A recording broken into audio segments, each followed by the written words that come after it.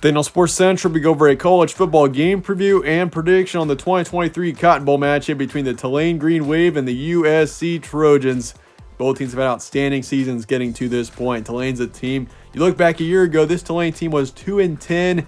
They were a terrible football team in 2021. In just a matter of a year, this team is 11-2 and playing in the Cotton Bowl, a New Year's Six bowl game in 2022. And they're taking on a really talented USC team. The Trojans have had a great year. Of course, they were also in a bad position in 2021, but ever since they got Lincoln Riley and, of course, a couple of transfers for this team, they've really played well in the 2022 season. Did lose in the Pac-12 title game and missed out on the college football playoff because of it, but they're still playing in a New Year's Six bowl game. A huge game for both these teams. We'll go over a full game preview and prediction on this match here today, starting with your team trends. Tulane beat UCF in the American Athletic Championship 45-28 was the final score. And once again, I just have to mention how incredible it is what Tulane has done this season. I mean, this team was 2-10 last year. They were a horrible football team last year. And for them to turn things around like they have, I mean, this is likely the surprise team of the 2022 season. For them to be playing in a New Year's Six bowl game, we've seen several big surprise teams in this 2022 season, but Tulane really is a team that has really turned things around in just a matter of a year as well. This team, 11-2, ranked 16th in the country heading into this matchup. Also on a 3-game winning streak. This team has played well down the stretch. As for USC, this team lost to Utah in the Pac-12 title game, 24-47, and that's the story for USC this season. 11-2 is the record. Both losses to Utah, just could not beat the Utes this season, and because of that, USC missed out on the college football playoff. But still, I mean, there's no doubt a great year for USC, considering this team has been down the past couple of years. I mean, for them to get up to 11 wins at least, you have a chance for a 12th here. I mean, this has been definitely a step in the right direction for the Trojans this season, and that's something that USC fans need to remember heading into this matchup. Obviously, it's disappointing not getting into the college football playoff, but this is a team that is definitely headed in the right direction. Games be on Monday, January 2nd in Arlington, Texas. Your kickoff is 1 p.m. Eastern. Spread's going with USC by 2, over under 62. FPI is going with USC a bit heavier, 58%, even though it's still expected to be close. Series history, USC leads at 2-1. USC won the last matchup, which was back in 1946. So we have seen these two teams play each other in the past 3 times, but the last game was a very long time ago, 1946. Stat comparison, Tulane is 23rd in points per game, 20th in points allowed. So this is a balanced team. They're not only good on offense, this team is also a strong team on defense. I mean, they're getting 35 points a game. They're allowing 21. Those are some great stats, and so that's obviously a great sign, is that Tulane is balanced on both sides of the ball. They're 73rd in pass yards a game, 22nd in rush yards. This is a strong team, especially in the backfield, with Spears, who's rushed for over 1,300 yards this season and 15 touchdowns. And obviously the quarterback situation with Michael Pratt, he's had a great year as well, 2,700 yards with 25 touchdowns, over 5 picks. So that's something to keep in mind. This team is very talented on offense. They got tremendous talent. And defensively, this team is 25th in pass defense, 75th in rush defense. So obviously being good in pass defense will be key in this matchup, considering USC is a team that is outstanding passing the ball. I mean, USC is also a strong team rushing, but when you got Caleb Williams and the receivers that the Trojans do, I mean, the only chance you're going to beat USC is if you can cover the receivers and at least contain their passing game. And I think Tulane is in a position where they at least would have some success in doing so, being ranked 25th in the country. They allow an average of 188 pass yards a game. As for USC, this team is 4th in points per game. This team can compete with anybody on offense. They're averaging 41 points a game, and this has been, honestly, that's been the story for USC this season. I mean, this offense has been nothing short of outstanding, but it's just the defense that has been an issue for the Trojans this year, and that was an issue last season as well for USC. For USC, this team is a changed team on offense. If you compare them to the 2021 season, this team is very much changed on offense, and obviously the coaching situation is way better. But defensively, this team is a similar team to 2021, and this team had no success in 2021. So at least the Trojans have an offense, but defensively, this team has allowed 28 points a game, which obviously is not ideal if you want to be a national contender. And I mean, going up against Utah, I mean, this team allowed a lot of points. So It's true, and that's something to keep in mind here. They are 5th in pass yards a game. They're 49th in rush yards, and then for yards allowed, 107th in passing defense, but they're 57th in rush defense. So, I mean, for Tulane here, Michael Pratt could have a way of passing the ball effectively on this USC defense. And once again, in general, the Trojans down the stretch defensively, they have allowed a lot of points. I mean, if you look at the Notre Dame game, allowed 27. The UCLA game allowed 45. The Cal game allowed 35. I mean, California is not a good football team, and they hung in there. I mean, they scored 35 points on this team.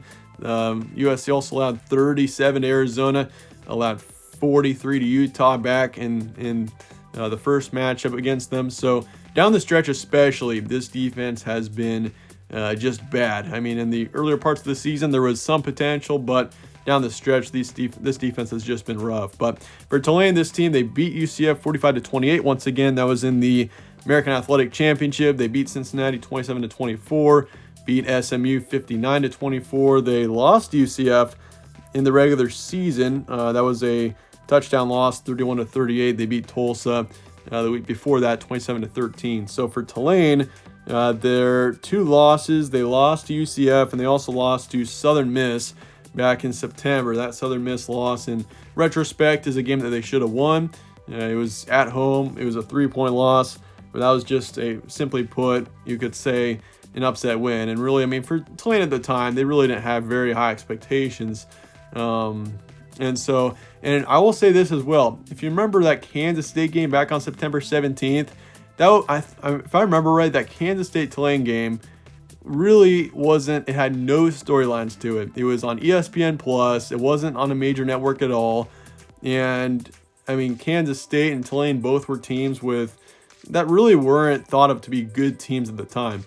And I mean, in retrospect, looking where both Kansas State and Tulane ended up, Tulane's in a New Year's Six bowl game, playing in the Cotton Bowl against USC. Kansas State is taking on Alabama in the Sugar Bowl, and they're in a New Year's Six bowl game as well, and they're the Big 12 champions. I mean, just crazy thinking way back to September, that Kansas State-Tulane game, and seeing where both teams are now. Both teams turned out to be, I mean, nationally relevant teams, which is pretty insane because that's obviously not what was expected in that 17-10 win that Tulane had over Kansas State, which, yeah, by the way, the Green Wave, they did beat Kansas State in that matchup, which turns out to be probably their best win of the season. This team, they've really played well this year, and they've gotten multiple key wins. But yeah, for USC, the loss to Utah, they beat Notre Dame, which was an excellent win, 38-27, beat UCLA by 3, and you got those 2 wins over Colorado and California, although you definitely allowed way more points than you should have to Cal in that one. Key points for this matchup, Tulane 11-2. This team is a complete, balanced, and physical team. You could say USC is the more talented team, and honestly, I feel like that should be, that's pretty straightforward. I mean, USC, they're recruiting, Caleb Williams, this offense. I mean, USC is just a more talented team, but Tulane has really been physical this season, and they've really made something out of the players on this. I mean, this team was literally 2-10 last year, so once again, it's pretty incredible the turnaround that this team has had. But yeah, Michael Pratt, Tyjae Spears, both are key players for this offense.